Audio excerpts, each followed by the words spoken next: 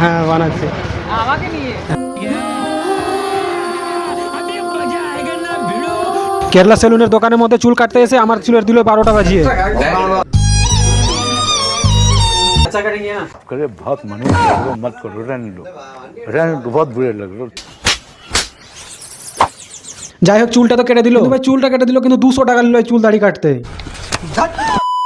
আমাদের গ্রামে চুল কাটলে 50 টাকাতে চুল দাড়ি কাটা কমপ্লিট হয়ে যায়। সঠিক বলেছেন। তারপরে আমি এখানে মাছের দোকানে আসি, এখানে দেখছি একটা ভদ্র মহিলা মাছ কিনছে, সে দেখছি বাংলাতে কথা বলছে। আমি ওকে জিজ্ঞেস করলাম কি তুমি বাঙালি? তো বলছে হ্যাঁ। তুমি এখানে কি করো? তো বলছে এখানে লটারি বিক্রি করে। কতদিন থেকে আছো দিদি এখানে কেরলাতে? এইখানে 6 মাস হইলো। 6 মাস। এর আগে কোথায় ছিল? अबे साले तभी কি করু কিকুড়ু এদিকে আছে কিকুড়ু করঞ্চরিকে তো হবে না কিকুড়ুর? হ্যাঁ ওই রাস্তায়। দিদিটা বলছে লটারি বিক্রি করি। আমি বললাম ঠিক আছে তাহলে দাও দুটো লটারি আমিও কিনি। দুটো টিকিট আমিও কিনে নিলাম, পয়সা দিয়ে দিলাম। এটা হচ্ছে রানী মার্কেট, এখান থেকে নিয়ে যায় লটারি কিনে, যেখানে থাকে স্ট্যান্ডে ওই জায়গাটায় বিক্রি করে। আমি বললাম যে ভিডিও বানালাম আমি ব্লগিং, হাসতে লাগলো।